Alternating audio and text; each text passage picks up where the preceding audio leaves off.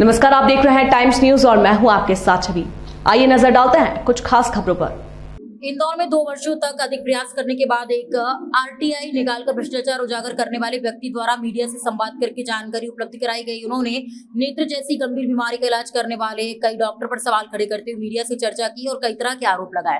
दरअसल पूरे मामले में कमल गोस्वामी नामक व्यक्ति द्वारा मीडिया से चर्चा करते हुए बताया गया कि 2019 में विज्ञप्ति जारी का ड्रीम प्रोजेक्ट को लेकर पलासिया पर स्थित स्कूल एक्सीलेंस ऑफ आई को लेकर उन्होंने सवाल खड़े किए। उनका कहना है कि तमाम नियम और कायदों को तत्पर रखकर भारतीय की गई है और इसी भ्रष्टाचार को उजागर करने के लिए वह 2 सालों तक कई तरह के प्रयास करते हुए यहाँ तक कि आरटीओ के माध्यम से भी उन्होंने भोपाल में अधिकारियों से कई बार चर्चा करने के बाद दस्तावेज जुटाए। और उनका कहना है कि आने वाले दिनों में देखते हैं कि किस तरह की कार्रवाई इन लोगों पर हो पाती है।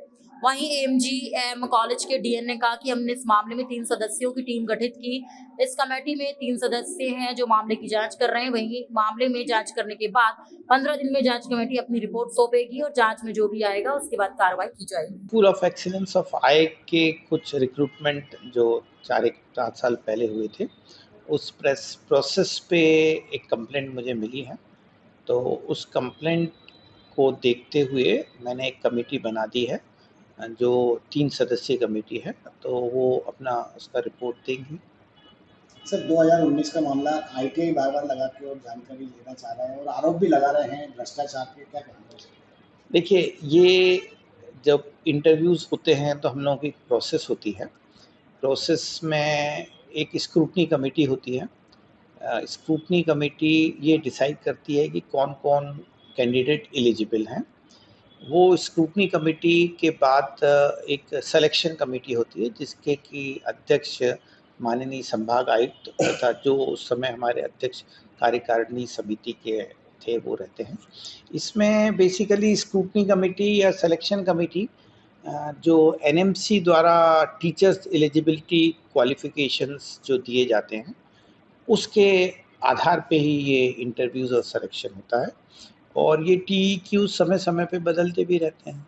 सर जांच कमेटी में कौन लोग शामिल है और कब तक इसकी रिपोर्ट? जांच कमेटी में 3 सदस्य है। इसमें विभाग अध्यक्ष ऑप्थेमोलॉजी और एक एसोसिएट प्रोफेसर माइक्रोबायोलॉजी और एक एडमिनिस्ट्रेटिव ऑफिसर है। सर इसकी रिपोर्ट कब तक? रिपोर्ट का मेरे ख्याल से 15 दिन लिखा है देने को।